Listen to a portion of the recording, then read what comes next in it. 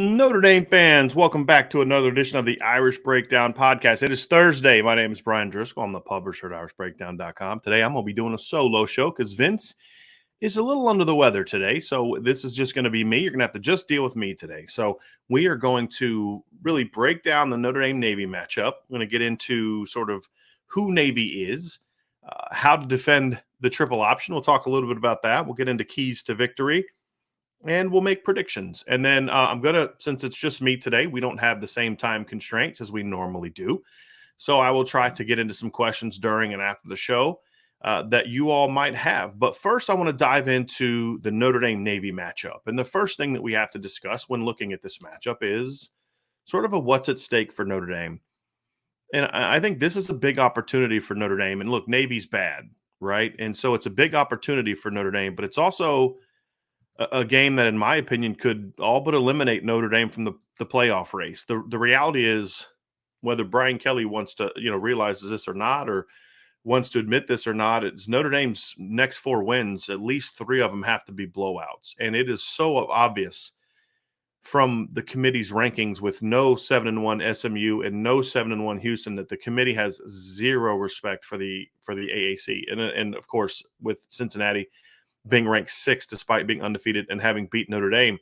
This is the second AAC opponent you're going to face if you're Notre Dame. You have to beat them, and you have to beat them convincingly. And, when you listen to comments from the committee and they talk about how Cincinnati struggled with Navy and how, Notre Dame only had a 17-13 lead over North Carolina at halftime, which was really an absurd comment in my opinion. And applying a standard to one school but not to the other, it was pretty silly, but that's what they're looking at. So this game has to be a convincing win for Notre Dame. It has to be a convincing 60-minute win, and that means Notre Dame has to come out and play well. So it's not just about beating Navy. I mean, if Notre Dame can't beat Navy, they've got major problems because this is not a good Navy team at all, and they're going to have to be able to figure it out and go at them. And we'll dive into how exactly Notre Dame can do that. But that really is what's at stake. It's not a deep, thoughtful thing. It's not a situation where there's any deep insight into it. You have to beat Navy, and you have to beat Navy convincingly.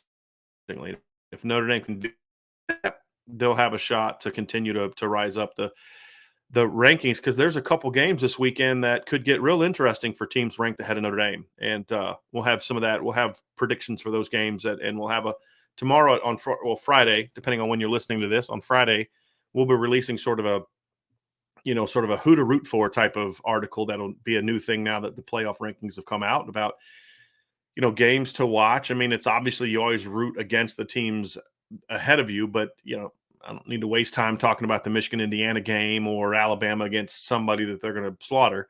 It's more about picking some games each week that maybe could be interesting to watch, and maybe we could see an upset. So we'll dive into those type of things. We'll get into that conversation, and that'll be tomorrow.